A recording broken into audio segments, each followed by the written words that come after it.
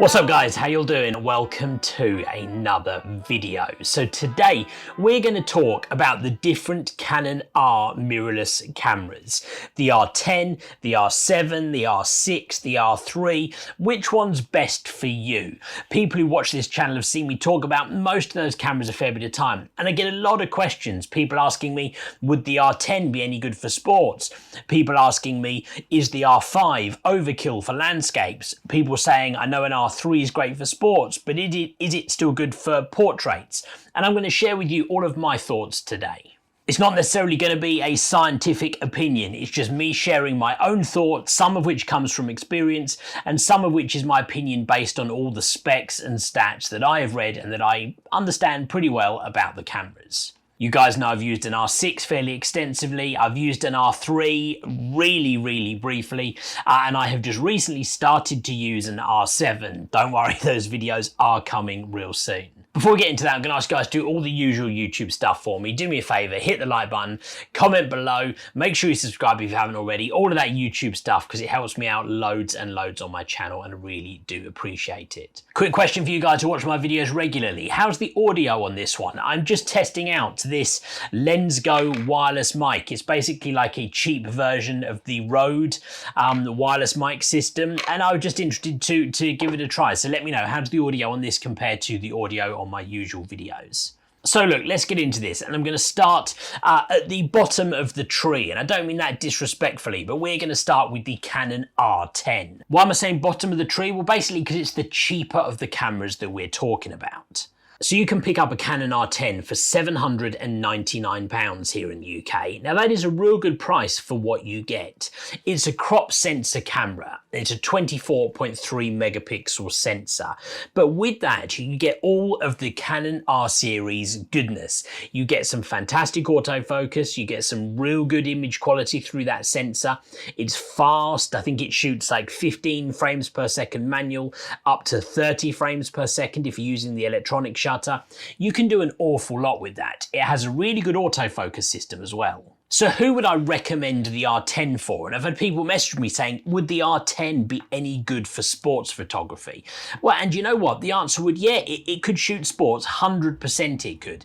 It wouldn't be your best choice for sports. If you were buying a camera specifically thinking about sports in mind, I would say save up a little bit longer, get yourself an R7, maybe even get yourself an R6. It really depends on what your budget is. But you know what? If you're moving into it for the first time and you want a camera that's like a general camera that would be really great for taking beautiful photos, maybe you want to take some landscape photos, portraits with your family, and you want to shoot some sports as well, well, yeah, you know what? The R10 would do you absolutely fine. The autofocus will keep up with sports, it's fast enough to shoot sports, the image quality is good. I think when you start moving into like lower light and things like that, you might struggle with it a little bit. But for £800, that is really a great camera.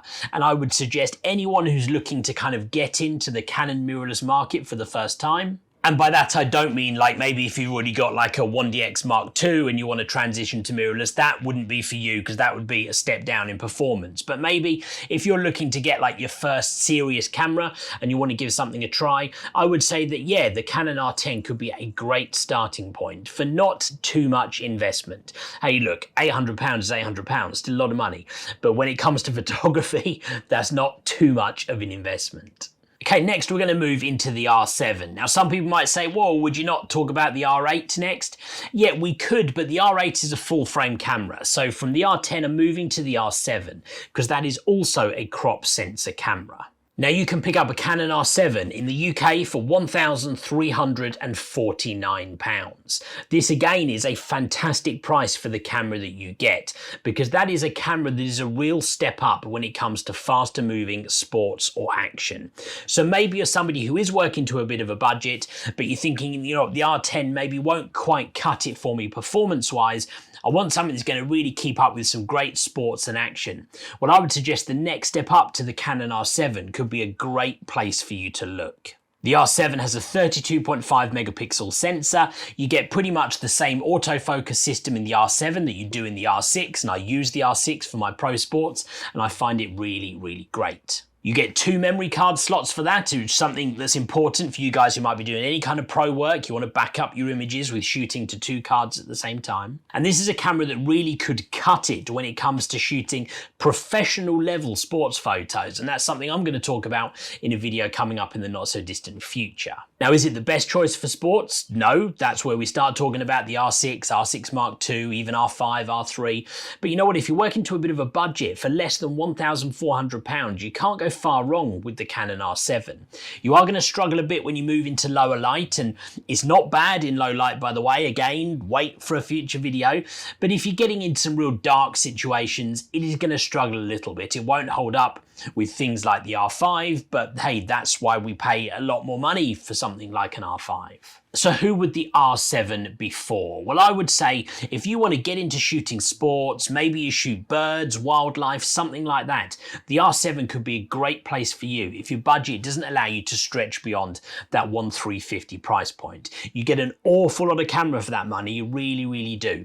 And I would suggest that's going to be best for you if you want to step up from something like the R10, you want to get into something sports and action. Maybe you're a 7D Mark II shooter who's looking to move to mirrorless. I think you would be really, really happy with the Canon R7. Something else I would say is all of you guys who perhaps shoot a bit of film, maybe your vlogs, maybe you're doing YouTube videos like me, something like the R7 or even the R10 could be a great place for you to look.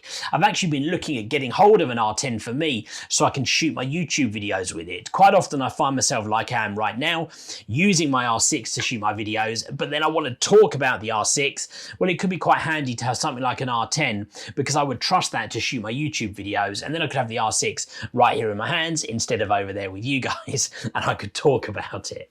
Anyway, look, that brings us on quite nicely to the Canon R6. Now, we're going to talk about the R6 and the R6 Mark II in the same conversation right here. So let's start with price. If you wanted to buy a Canon R6 in the UK right now, you'd be looking at about £1,900, £1,950. If you want to buy the Canon R6 Mark II, you're looking at £2,800. Now that's the first thing we're going to talk about. That is a really big price difference between those two cameras. And in my view, there is not the amount of benefit from the Mark II that you get versus the Mark I that justifies that price difference. I personally am not going to buy a Mark II. I'm going to stick with my Mark I, and I would suggest anyone who's got the budget to be buying themselves an R6 Mark II, actually maybe you should be looking at something more like the R5, whereas if you're looking at something kind of in that category of the R6, I would suggest the R6 Mark I.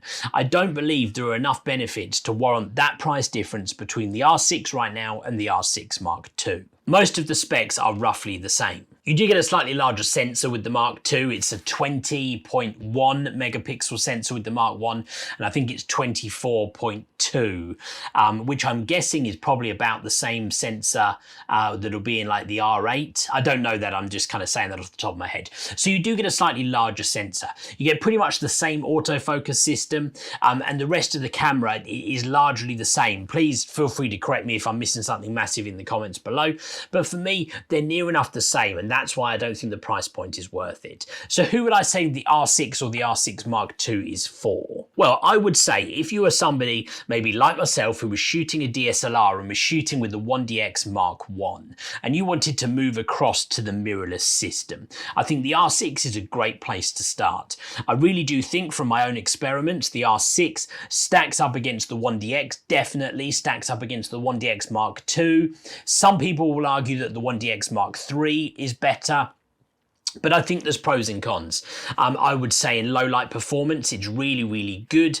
And that's the big step up you're going to get from something like the R7. You get all the benefits that you would have experienced with the R7, but you also get good low light performance. So I would suggest somebody who is shooting with the Canon R7 and wants even better low light performance, or maybe you're somebody who wants to shoot sports, being, you know what, I want to be able to get some professional quality photos here. Well, I use the R6 for all of my pro sports work, and I really do think it holds up in that market, and I think it does a great job. So if you've got the larger budget to allow you to reach for an R6, then I would go for it. For the difference between that and the R7, you get a lot of performance differences, and I really think it's worthwhile. So whereas we kind of said people who want to have like a general camera, who might dabble in a bit of sports or wildlife, something like the R7 is probably for you. If you want to focus on something that's a bit more sports and action specific, that's where the R6 is probably the way that you would want to lean. Might be worthwhile saving up that little bit extra from the R7, get yourself the R6, and that enables you to be able to get into some real higher level, higher image quality for sports and action.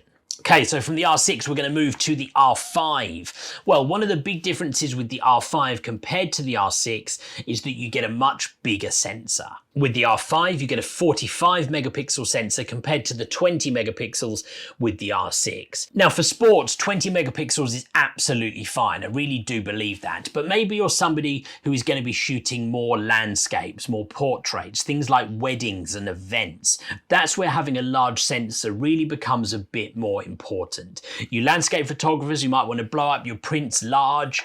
Wedding photographers, you might want just the best possible image quality they can get.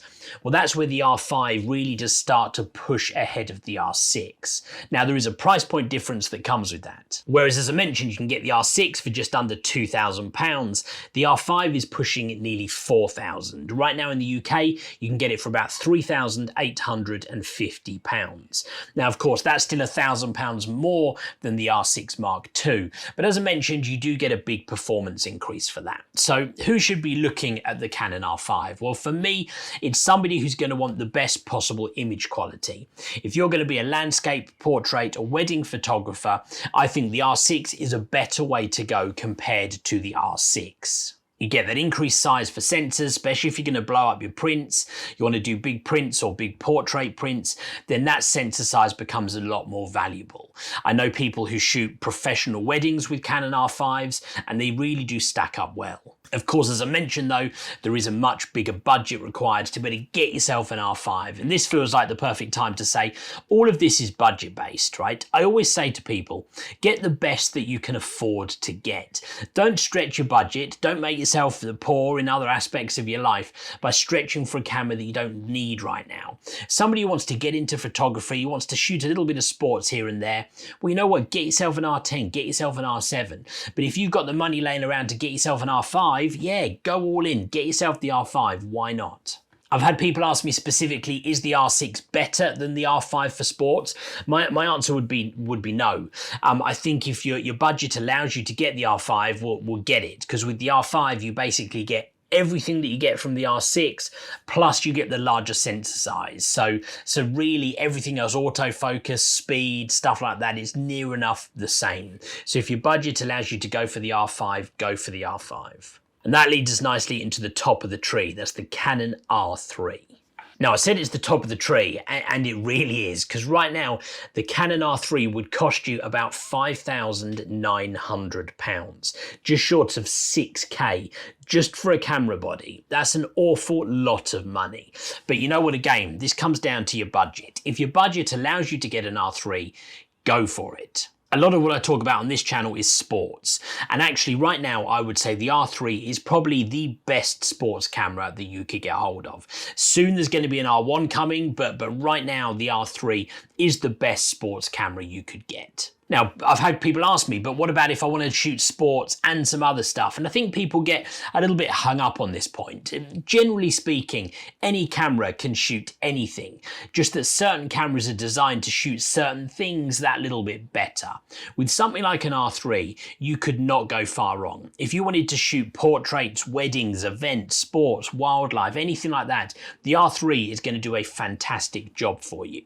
The only time when I would probably say to somebody, actually, you know what, the R5 might be a better choice for you than the R3 would be if you were to say to me, yeah, look, you know what, I'm pretty much going to be shooting portraits and weddings. Those are the main things that I'm after. Then I would say, okay, well, in that case, the larger sensor size, the 45 megapixels compared to the 24 that you get with the R3, is probably going to be better for you. You don't need all the pro sports aspects that come with the R3, And you could save yourself about £2,000 along the way, which means you could go get yourself a beautiful L series RF lens. So if you were a portrait or events photographer, I would say probably the R5 is a better choice for you than the R3. For pretty much anything else, the R3 is better than all the other cameras that we've talked about. I briefly mentioned the R1. We widely believe, or at least it's rumoured, that the R1 is going to combine the best of both worlds from the R5 and the R3.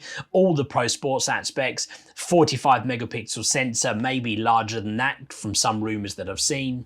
So that really could bring both together, but I dread to think how much a Canon R1 is going to cost. I think it's going to be an awful lot of money. So look, let's round this off with a bit of a conclusion. Just give you some kind of definite answers on which one I think is best for different people.